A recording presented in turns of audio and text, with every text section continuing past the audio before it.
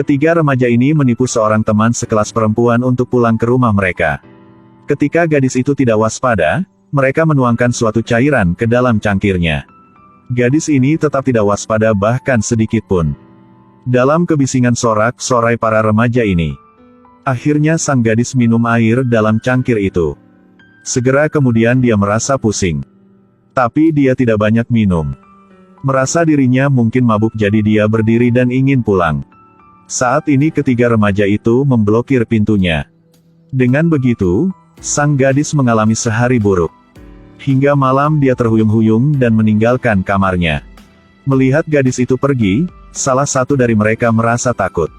Tetapi saat mengetahui bahwa hanya ada seorang kakek tua di keluarga gadis itu, mereka segera menunjukkan ekspresi acuh tak acuh. Begitu memasuki rumah, dia langsung jatuh ke tanah. Saat melihat adegan ini, sang kakek langsung menyadari ada yang tidak beres. Dia bergegas untuk bertanya kepada gadis itu apa yang terjadi. Tapi gadis itu menangis lebih menyedihkan. Mimpi buruk barusan menyamarkan pikirannya. Kini sang kakek melihat darah di kakinya.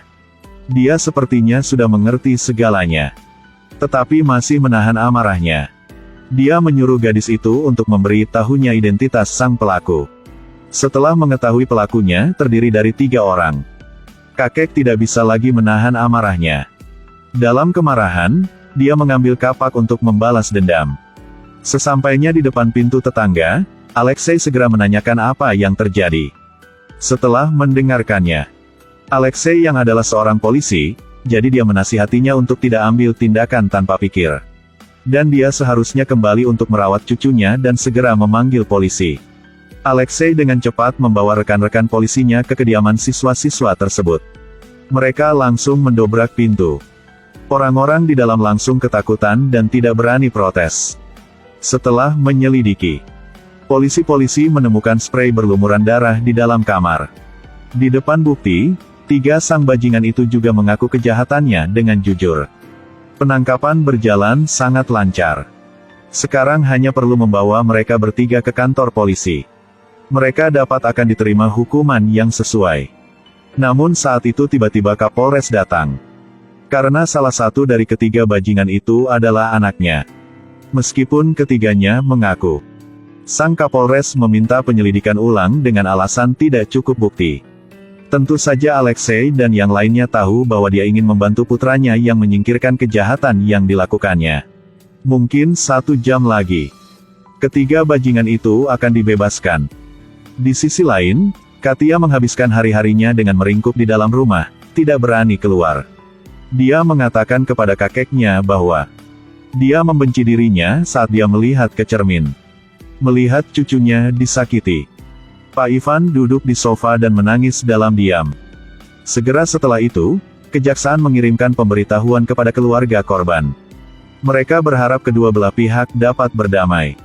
Dan meminta Katia datang ke kantor kejaksaan untuk menjelaskan apa yang terjadi.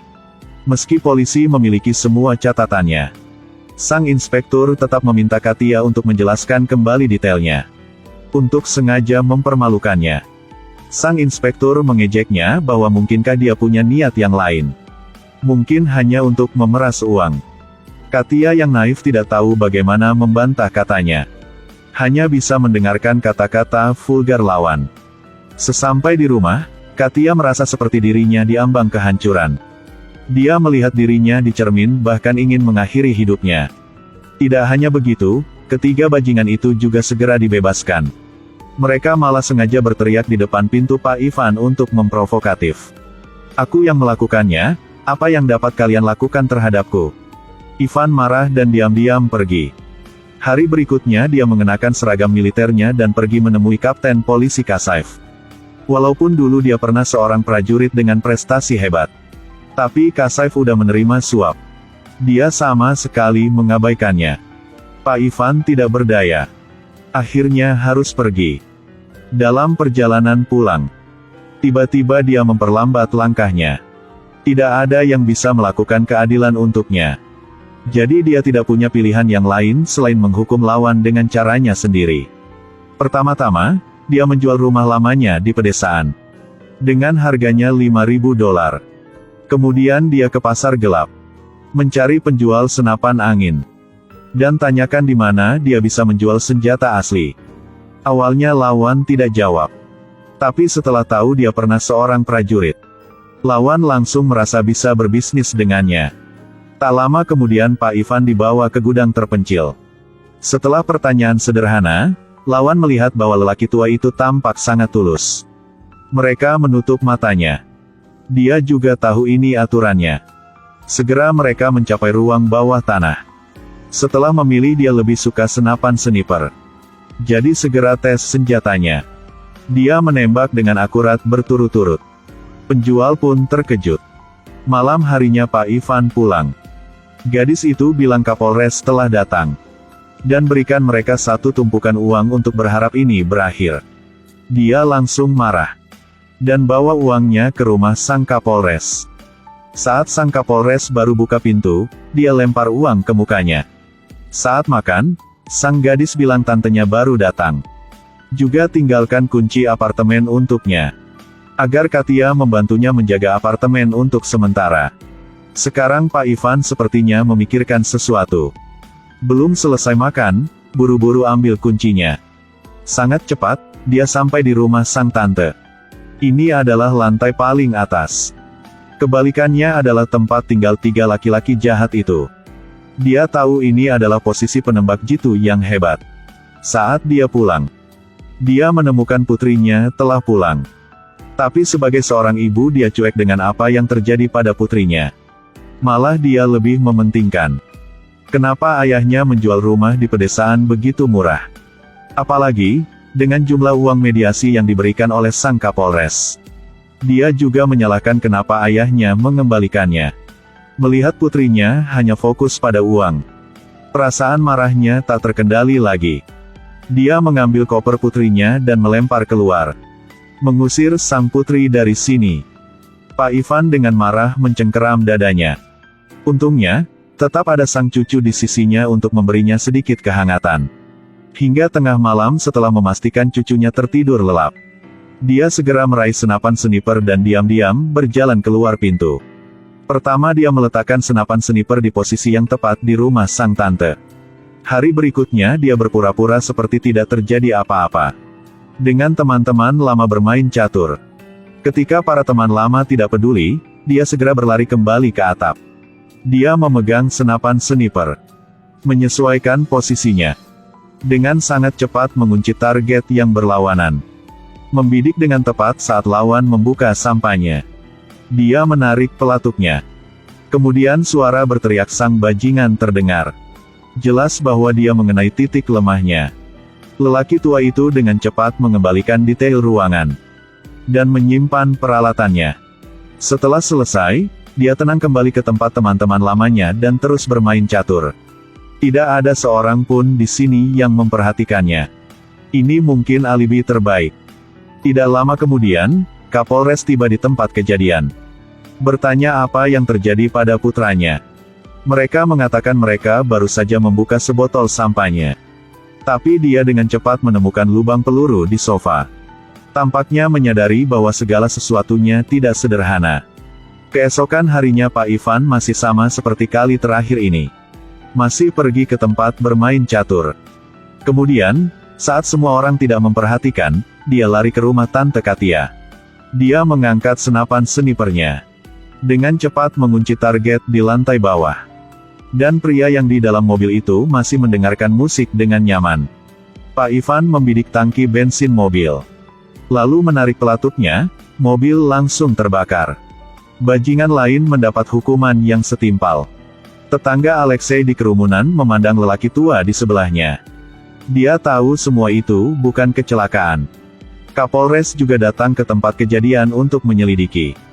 Dia tahu orang tersisa adalah putranya. Ketika dia sampai di rumah, dia memperingatkan putranya. Sebaiknya jangan keluar. Bahkan jendelanya harus jauh. Ini membuatnya takut. Buru-buru menutup tirai. Dia takut orang berikutnya yang akan dibunuh adalah dirinya. Alexei juga pergi ke rumah Pak Ivan. Berusaha meyakinkannya untuk tidak melakukan kesalahan yang sama lagi. tetapi tanpa sengaja menemukan kunci rumah sang tante di dinding. Setelah mengetahui lokasi persis rumah itu, dia sepertinya mengerti segalanya. Sebelum pergi dia bahkan mencuri kuncinya. Tak lama kemudian, Kapolres pun mengutus seseorang ke rumah Pak Ivan untuk mencari bukti. Tetapi telah mencari beberapa saat dan masih tidak dapat menemukan apapun. Pada saat itulah bel pintu berbunyi. Membuka pintu. Ternyata Tante Katia datang untuk mengambil kunci. Kapolres langsung mengerti. Dia segera membawa Pak Ivan ke rumah sang tante. Membuka tirai itu benar-benar posisi penembak jitu yang hebat. Pada titik ini lelaki tua itu sangat khawatir sampai berkeringat. Setelah beberapa saat mencari, dia segera menemukan tabung kertas berisi senapan sniper. Lalu bukanya, tidak ada apa-apa dalamnya. Bahkan Pak Ivan pun heran. Meski tidak bisa menemukan bukti apapun, Kapolres tetap memperingatkannya bahwa jika terjadi sesuatu pada putranya, dia pasti akan membuatnya menyesali tindakannya. Tetapi Pak Ivan mengatakan kepadanya bahwa semuanya sudah terlambat. Apa yang seharusnya terjadi sudah terjadi. Mendengar itu, Kapolres langsung panik. Dia mengira putranya terbunuh. Bergegas pulang. Sesampainya di depan pintu rumahnya, dengan panik ia menggedor pintu. Namun tidak ada pergerakan di dalam. Dengan putus asa, ia menembakkan pistol untuk mendobrak kunci pintu. Namun setelah satu kali tembakan ia jatuh ke tanah. Ternyata putra yang sedang ada di dalam, karena sangat khawatir. Mendengar seseorang menembak di luar, dia mengira itu adalah musuh yang ingin balas dendam. Jadi dia secara tidak sengaja menembak ayahnya yang di luar pintu. Setelah itu, dia sendiri menjadi gila dan dimasukkan ke rumah sakit jiwa. Sekarang Pak Ivan akhirnya membuat orang-orang jahat itu mendapatkan hukuman yang pantas. Tetapi dia tidak mengerti mengapa pistol yang diletakkan di atasnya tiba-tiba menghilang. Sampai hari ini ketika Alexei mendatanginya, lalu mengeluarkan pistol dan berkata, "Apakah menjual seluruh rumah layak? Itulah satu-satunya cara untuk menyelesaikan masalah. Inilah hidup. Tanpa uang tidak bisa lakukan apapun."